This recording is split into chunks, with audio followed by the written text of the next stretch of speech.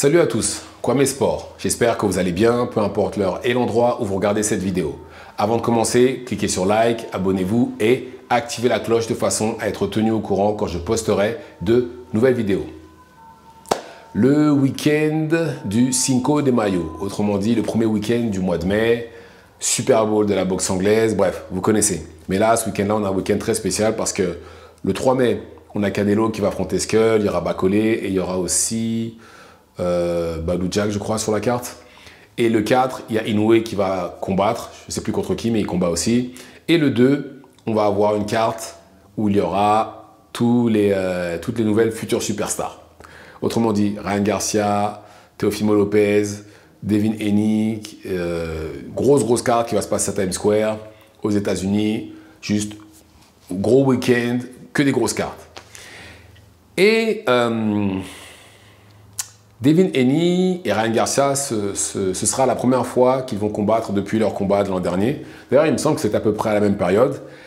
Et leur combat, à tous les deux, ont pour but, c'est plus ou moins des tune-up, de façon à ce que les deux aient un rematch au mois d'octobre prochain. D'accord?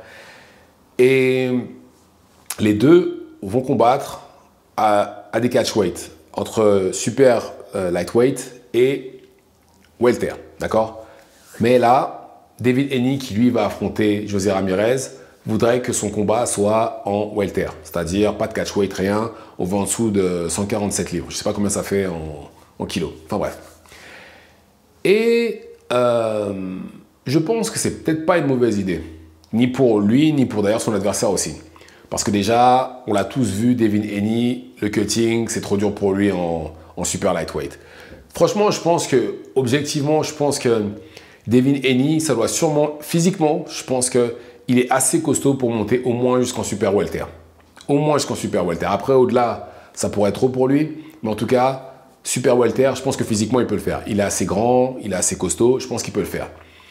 Et le fait que jusque-là, il ait réussi à descendre aussi bas, franchement, ça à applaudir. Mais voilà, déjà, juste le fait que le cutting sera moins agressif pour lui, je pense que c'est déjà une très bonne chose.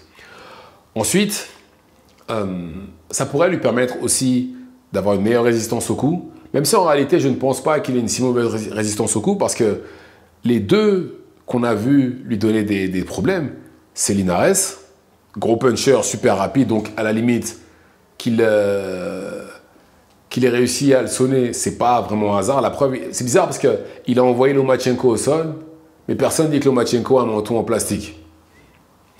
Et Ryan Garcia, son crochet gauche, on sait tous qu'il est létal. On le sait tous, c'est un secret pour personne.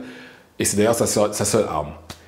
Et donc ça pourrait lui permettre d'être justement plus résistant au coup. Et ça se trouve aussi plus puissant. On ne sait pas, il y en a quand ils montent de catégorie qui arrivent à être plus puissants. Ça se trouve, ça va être son cas en montant aussi.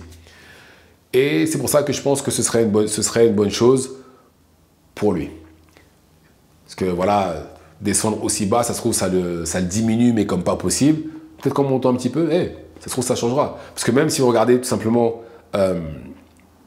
Devin Haney, quand il est passé de lightweight à super lightweight, il y a déjà eu une différence en termes de puissance, etc. Quand on justement regardait son combat contre Régis Prograis.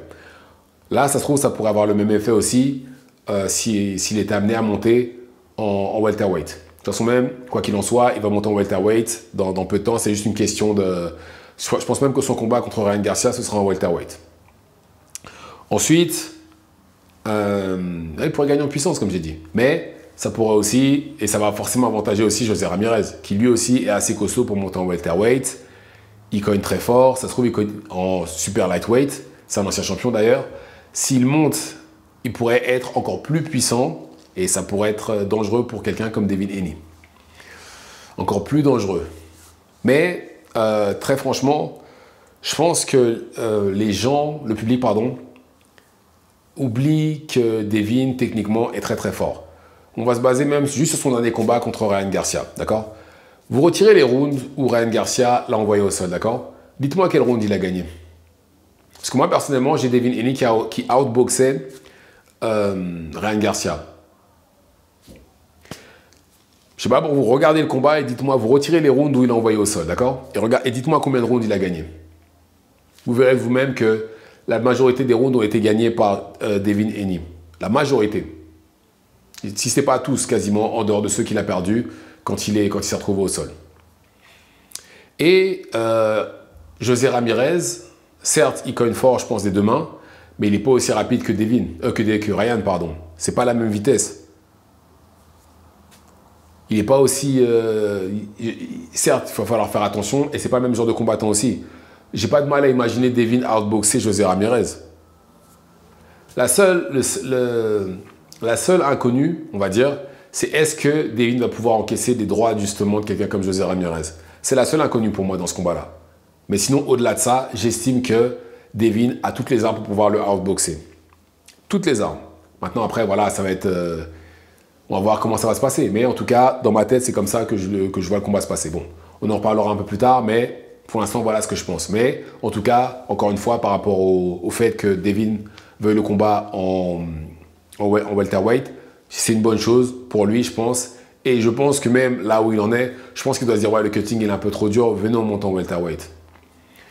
Dites-moi ce que vous en pensez dans les commentaires. Activez la cloche de façon à être tenu au courant quand je posterai de nouvelles vidéos. Et c'est tout pour moi. Ciao, ciao.